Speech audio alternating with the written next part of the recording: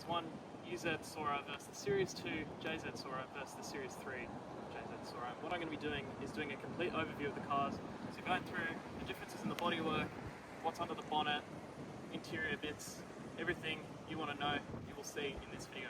So let's start off with the Series 1. So to start off at the front of the Series 1, of course, we've got the typical V8 front bumper on mine, as it is it's a UZ Soarer. Front end on this, it's a very standard Soarer front end. There's nothing too special about it. It is what you expect when you think of Toyota Soarer. You have this little lip section, which actually might be from a later series Soarer bumper. We will never know. I don't really care. Overall, a lot of people have mixed opinions on the split headlight design. Personally, it's grown on me heavily, and I think with the right bumper, it looks good. Standard bumper, it's okay. It's pretty mid. Onto the Series 2, the front end is pretty much the same as the Series 1. Only difference is you've got a slightly curvier section here in the bumper, and also I think the splitter is mildly different, maybe. I'm not entirely sure. Other than that, it is a very standard Soarer looking front bumper again, so that is good. Onto the Series 3. Now the Series 3 bumper, I reckon, looks the best out of all of them, easily. Of course, this being a 1J turbo, you can kind of see the intercooler slightly through the bumper as well, which is very cool. I do like it looks far more aggressive, and it's a bit more angular as well, which I quite like. And there's like a little grille above the number plate as well. So it looks very, very nice. And I think this is possibly the only Soarer I've ever seen with the Soarer badge that's actually on the car, because none of them have it. So that's very, very good. This particular car has aftermarket side markers as well, the transparent ones. I think they look very, very nice. And aftermarket fog lights as well, which very much suit the whole front end of the car, and I think it all ties together very, very nicely. Moving on to the side of the Series 1 Soarer, pretty much all look the same from factory. There's slight differences, but the general silhouette of the car is mainly the same. Differences on my particular Soarer, it's lowered on coilovers, of course, the cheap eBay ones, because we love fucking with high quality items here. Additionally, we've got the full white on white spec as well. We've got the Wed Sport genuine wheels. I know, very surprising on a car like this. Say 75 Rs, and I think they'd suit the car actually quite well. We also have Vertex side skirts on this particular car. These ones have seen better days, but very few Soarers remain unclapped to this day, so it kind of goes with the whole Soarer theme of it. It's like perfectly imperfect. We've got the limited badge here, which is nice. It's great. But other than that, the side of the car is it's the side of a Soarer. There's really nothing to comment on that. Onto the side of the Series 2. Now, this car in particular, it once upon a time was green, but now it's a mixture of faded green and blue and a variety of other dark shades of greens. The general side of the car remains the same as the Series 1, and you lack a badge here because this is a 2J, so there is no badge on the front fender there. This particular car has some Kansai 18-inch wheels. I think they actually look really, really nice chrome wheels, and they suit this particular car very well. Additionally, we have some modified S13 Silvia side skirts, which run the length, and I think they retain a very OEM look. I feel like Toyota should have done something like this from factory, because it actually suits the car very, very nicely, and I think they look really good. Other than that, nothing else to really report for the side of the Series 2 Soarer. Moving on to the Series 3. Now, the side of this car, again, looks very, very, pretty much exactly the same to the Series 1 and 2. Difference being mainly this being a 1J turbo. There is a 2.5 GTT badge on the front fender now, so that is very, very nice. These are actually very, very rare cars. You do not see many 1J Soarers around. We are running some CST V2 wheels on this particular car, and they actually really suit, especially with this paint. This is probably one of the most immaculate Soarers I think I've ever seen in terms of paintwork. They work so nicely in contrast with the light blue. I love it. It's very, very nice. Also got some upgraded rotors there too. Very, very cool.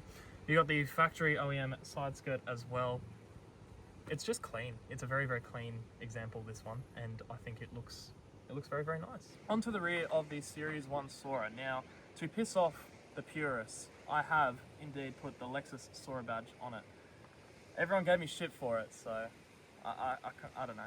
I thought it was funny. Moving past that, we've got the standard factory wing. I actually think the standard wing actually looks really good on the car. I hate people who kind of like de-wing it. I don't know, it looks wrong without the wing. We have our Series 1 tail lights, which a lot of people swap out because they're okay, they look alright, but the Series 2 or 3 lights, I would say, suit the car a lot better. The Series 1 are very meh. You can pick them up for like $100, no one wants them. On my particular car, we have the Vertex style rear bumper. This is not a genuine Vertex kit, you can tell, but someone's already smashed into it as well, so that's nice. I painted it myself, and it's very obvious because it's splotchy and it's very disgusting. But we'll move past that, it doesn't matter. My particular car has a custom exhaust setup as well, so it sounds very nice. So go start it up and hear how it sounds.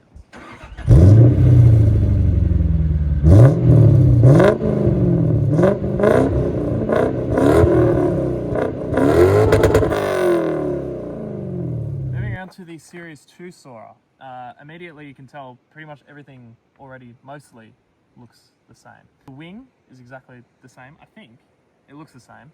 Pretty sure it's the same wing, so very good. This one had Lexus SC400 badges on it, but they have been removed, but the remains are still SC300, sorry, my bad. This particular car has Series 3 tail lights on it, rather than Series 2. Now, Series 2 lights, they sort of look like Series 1, but they're just a bit more transparent, clear, and they sort of have the same kind of darker red as the Series 3 lights. Series 3 lights ultimately look better than the Series 2 lights, that's what I'm saying. The rear bumper, this is a standard Soarer rear bumper, and I don't believe they made any adjustments over the Series 1, so the Series 2 bumper is pretty much exactly the same. Of course, this is the standard bumper, and it suits the car, and it is negotiably still green as well, so that's good. Now, this particular car has an exhaust system on it as well, with quad tips. It's very interesting.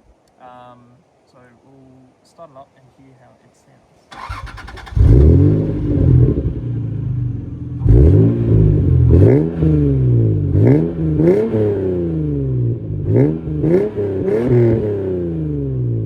Moving on to the Series 3. There are a number of changes on the Series 3. It's probably the biggest jump from different series of the Soarer. Start with, the wing is revised. I think this is probably the best standard Soarer wing you can get. I really like the design of it. It's like hollow underneath now.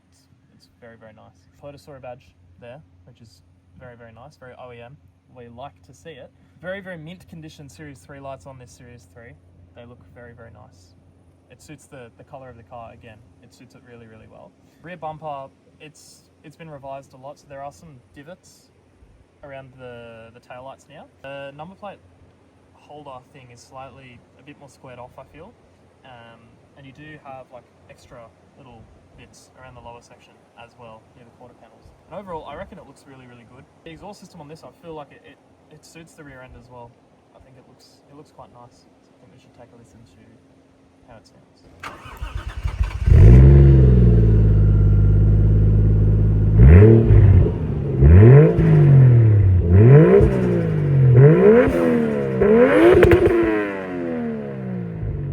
Inside the interior of the Series 1 Soarer. Now, of course, this is a limited spec, so we've got the full leather and wood grain interior on my particular car. Previous owner has swapped out the stock steering wheel because no one really likes the stock steering wheel for an IS200 steering wheel. And you can actually get kits that, that they allow you to connect the IS200 airbag to the Soarer to actually make it work, which is it's ideal. You can also use the cruise control stalk that comes on the IS200 wheels, and it works, so that is good. Other than that, of course, the interior is actually very decent quality for a now over 30-year-old car. I mean, it's plush and soft touch everywhere. These interiors are very known for kind of falling apart over time though, and usually if you're looking at a Soarer, chances are it'll have mismatched interior panels everywhere because they usually have to get replaced. So my particular car has green inserts up here and a variety of other things as well. This is the big one as well. So the standard, the very nice 3D display here, the instrument cluster that everyone loves. They are known for having screen bleeding. Most of them will bleed at some point in their lives. This one somehow actually is surviving quite nicely. So that is good. Moving around the rest of the center console here, this is an aftermarket head unit, of course, and it's kind of using the standard fascia plate for the original head unit, but it's been chopped up and it fits negotiably. Standard climate control system is up there as well as your tape deck as well, very good. This, once upon a time, had air suspension, but no longer, so you do have your air suspension settings there, transmission settings there. This car is optioned with a 4-speed automatic transmission. Pretty much every UZ Soarer has this gearbox. It is a pretty average gearbox. It's the same gearbox they throw in the Auto Supras. They eventually break, usually. For what these cars usually do. I mean, they're pretty much bought by people to drift them a lot of the time. You do also have a power and normal button there, which is good. Very, very nice. A storage area there with a variety of spare trim bits, as per usual. The seats themselves are actually very, very comfortable. Seriously, doing long distance driving in this car is so pleasant. The seats, of course, they're 30-year-old leather. It's going to be cracked, so they're of course all cracked. But other than that, I mean, the interior on this car it's pretty nice. I think it's quite nice. It's very acceptable. Yeah, I really like it. Around to the Series 2 interior. Now, this car in particular has the cloth interior, so you still do get the faux leather. I think it's real leather. I'm pretty sure. I hope so. Maybe. Don't get wood grain trim. It is standard plastic trim, but that is okay. That is quite alright. Blue interior. And I think it looks alright. It's quite nice. The steering wheel is, of course, colour matched, and it feels like a standard Soarer steering wheel. The indicator stalks as well. I've noticed in my UZ Soarer, you kind of like push it up. It feels almost like a BMW. It doesn't actually, the indicators and the switchgear don't actually stay up. On this they do, so small difference. The instrument cluster on this is slightly different. These ones don't suffer from the screen bleeding issue, which is very, very nice. It is slightly revised, which is good. You do actually get a check engine light on this particular cluster as well. Mine doesn't have that. To the center here, now you do get a digital climate control screen on the Series 2, which is very, very nice. It looks presentable. Of course, this car has an aftermarket head unit as well. So very, very nice. Of course, no buttons down here because it is a poverty spec, so you don't get any buttons down there. You might notice this car is a 5-speed manual. Now, Mr. Isaac has manual swapped this car only just a few weeks ago as well. So I'm sure this car drives like an absolute dream. It's a genuine TRD shifter as well, like a shift knob. It's very nice. It sounds like it would be fun to drive. Around, you do have your standard cup holder there as well, handbrake there, and a storage area there without trim parts like my car, which is good. The seats themselves, despite being cloth, they're actually very, very comfortable. I usually have a thing against cloth seats, but in the Soarer I actually don't mind them. I think they're actually quite nice. Everything else in the car is actually held up very, very well given the car's age. Overall, I think the interior is quite nice on this. Inside the interior of the Series 3, it actually remains fairly consistent to the Series 2. Now, this has the spruce interior, and I've been told that the Series 2 that we're just in had the grey interior. Those are Toyota's names for it. Difference is hardly noticeable. It probably won't even pick up on camera, but that's fine. This car, of course, has a couple of interior modifications, most notably being straight away the steering wheel, the Nardi steering wheel. It's very, very nice. Very nice in the hand. Much better than the standard OEM Soarer steering wheels. Of course, this has the same switchgear and everything. Instrument cluster remains almost the same. I feel like it's slightly different. For some reason it says snow up there, but it looks fairly similar to a Series 2 cluster. Center the center, again, completely the same with the digital climate controller cup holder, which works. Wow, very cool. Of course, we've got the aftermarket Sony infotainment system there too. This, again, is a 5-speed manual, same manual transmission that Isaac has thrown in his Series 2, so that's quite nice. Very, very nice transmission. In terms of everything else, I mean, center console, exactly the same. Literally everything is pretty much exactly the same in this. Main difference, of course, being the Recaro bucket seats. They are so nice. Like, you sit so low in this, and this coupled with being a manual 1J turbo, this thing would drive so nice. Like, really, really nice. So, yeah, overall, even with the Recaros, they're not actually too uncomfortable. They're very firm, but I feel like even long distance driving would be very doable, and they actually hug you in place very, very nicely. The whole interior is actually very, very nicely set up on this car. So that is a very, very heavy positive. Let's go check out what is under the bonnet. So under the bonnet of the Series 1 UZ Soarer, we have the 4-litre naturally aspirated 1UZ FE. The engine produces about 205 kilowatt, I think it's about 360 newton meters of torque. It's a very, very reliable and over-engineered engine. This is of course the engine they used in the LS400. Toyota spent millions and millions researching and developing this engine.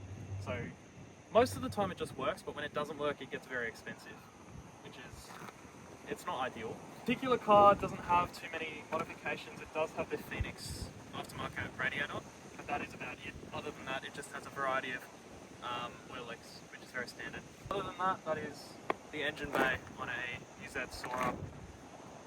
It's nothing that exciting. It is an engine bay on a car with a V8 in it. So under the bonnet of the Series 2 2J Soarer, we have the naturally aspirated 2JZ engine, 3-litre inline 6. This engine produces about 160 kilowatt and 300 newton meters of torque, and I mean it's a very, very heavily modifiable engine. I feel like you can kind of do more with a 2J than you can with a UZ. This particular car has a Phoenix radiator, like my UZ Soarer. Everything else, it's fairly standard, I think. You do have BC Golds on this car as well. High quality coilovers, something my particular car has never heard of. The positive of a 2J and a Soarer, at least here in New South Wales, is you can actually drive it on your Ps. Technically a UZ is prohibited, so is a 1J. So there you are. Not really much else to show, so we can move on to the Series 3. So under the bonnet of the Series 3 1J Soarer, we have the 2.5 litre inline 6 1J turbo as well. Now the later, like the Series 3 1J Soarers, they're VVTi single turbo, but the earlier ones, pre-VVTi, are twin turbo. Interesting little fact about it. On this particular car there are some light mods as well. Of course we have the TRD Supra strut brace. It looks nice. It has a J-pipe delete as well, which kind of helps with induction. Other such items as that. It's usually like, it's a massive section that kind of sits around there, so that's good. This car has an aftermarket intercooler as well. It's got a Grady intercooler, which is very, very nice. Other than that, most of it is fairly standard by the looks of it. So from standard, these cars produce about 206 kilowatt and around the 400 newton meters figure, but this car obviously having these light modifications, it flowing a little bit better, produces probably slightly more than that. Overall, it's a very, very tidy engine bay. I feel like this is a very, very meticulously cared for Soarer. Let's go ahead and see how all these cars drive. So inside my Soarer, the Series 1 UZ, of course we've got an infinite amount of warning lights, in Japanese of course, but that is fine, because the best part about warning lights is they're not actually an issue if you just continue to ignore them.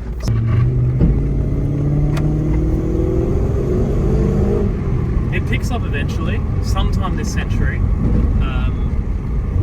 but the power grade, it's very linear, so you kind of don't really feel any of the power until you're past about 4,000. That's when it starts to hit a little bit, at least on the pre-VVTi motors, so it still sounds awesome. It's a very, very nice sounding car, especially with this exhaust as well. I love how the UZs sound. They sound amazing. In terms of cornering and everything, on this particular car's setup, I mean, I'm running stretch tyres and eBay coilovers, so you can kind of already picture how the car corners. Also, I think my steering rack's on its way out because it's making this weird rattling noise. It's never ideal, but it's quite okay. And of course, it having the leather interior, it's very, very nice and comfortable to sit in. So overall, I don't have any complaints about the way this car drives, despite it obviously being on the shitty coilovers. It still drives pretty nicely for what I need it to. Obviously, I do intend to and have taken this car drifting, so I will be looking at a genuine Toyota LSD, because they do make genuine factory LSDs for this car. I got caught drifting it the other week, which was nice. Nice $844 fine from the place. Other than that, I mean, it drives nicely. It goes sideways nicely, and it drives nicely for a fairly stock car. So I think we should see what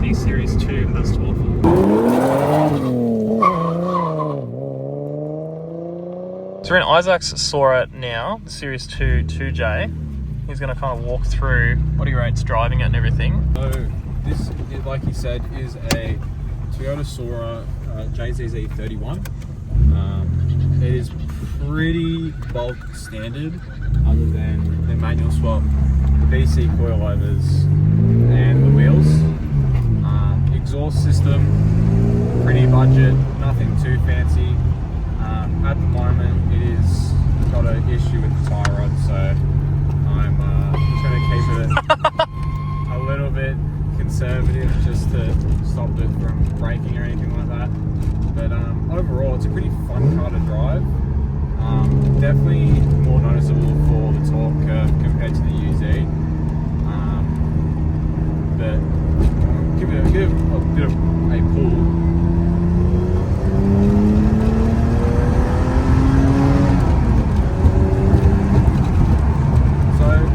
Picks up pretty quickly, nothing amazing. It is just an NA 2JZ, so it's not anything quick by any definition of the word, but it's pretty decent. If you're looking for a P-plate legal, you know, inline 6 car to send sideways, I'd definitely recommend a Soarer. Even then, if you don't want to send it sideways, there's always a track option for this. They're pretty good handling. I've never had any issues of spinning out other than when I had old tyres essentially. So I highly rate, regardless of what you're using it for. Overall, pretty decent car. Pretty decent car. Pretty decent car.